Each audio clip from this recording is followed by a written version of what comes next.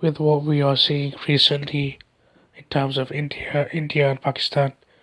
It's very relevant to speak about um, the script that the extreme hindutva follow, which is the script that Israel follows.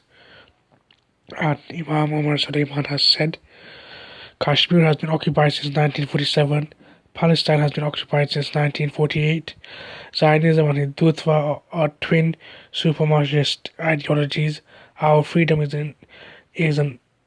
as intertwined as any two people in the world. Free Kashmir, free Palestine.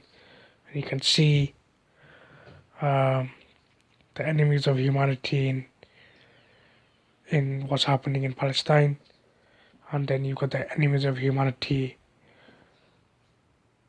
the Hindutva, extreme Hindutva, with their nationalistic ideology almost.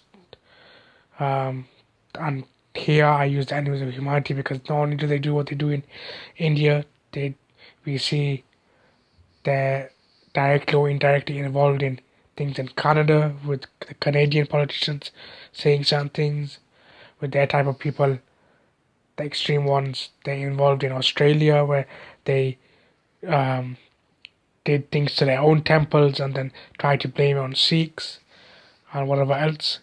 So until all of them are free, then we will not gain peace.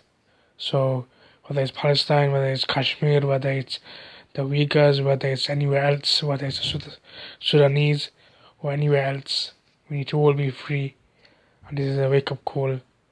They're literally off the same script, and there's some of the rhetoric and some of the pathetic attempts at justifying things is exactly what Israel has been doing, and people are just seeing that it's copy and pasting, and they're looking silly. And hopefully, now is the time where the enemies of humanity are destroyed wherever they are. They destroy themselves wherever they are, to such an extent that the ones after them don't even think about doing the same as the ones before them. And we've seen Muslims protecting people from getting attacked or injured.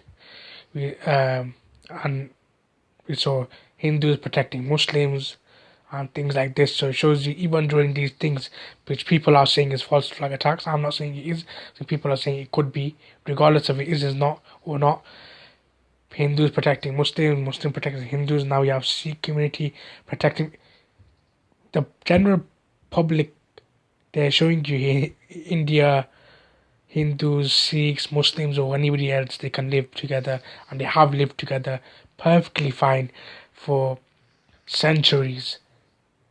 Just like people have been living together in Palestine, Christians, Muslims, Jewish people, and others, and other parts of the world, people have been living fine. So for centuries, only in the last few decades, when the enemies of humanity, whether in India with the extreme ones, or whether the Zionists in Palestine, or anywhere else, these are the people that are the ones that are causing the trouble, that are pretending they are the victims. Hopefully now the world wakes up, and these people, they destroy themselves in such a way that we don't even need to destroy them ourselves. And then when they've destroyed themselves and then they need help, that nobody helps them. If you are homeless, we do not care. If you are hungry, we do not care. This is what you did do to us. We're not gonna take the moral high ground and say Islam says to feed your enemies and Islam says to do this and to do that. We will not act upon those things to such people like you. You do not deserve a grain of rice or a drop of water. Some people, they don't deserve oxygen. And if these people had such a disease where they couldn't survive because they suddenly became allergic to oxygen, many people, millions, tens of millions of people, perhaps even billions of people will celebrate. Because some of the behavior of some of these people, are they even human? They just seem human from their form, but the way they behave, some animals do not even behave in such a way that some of these people behave.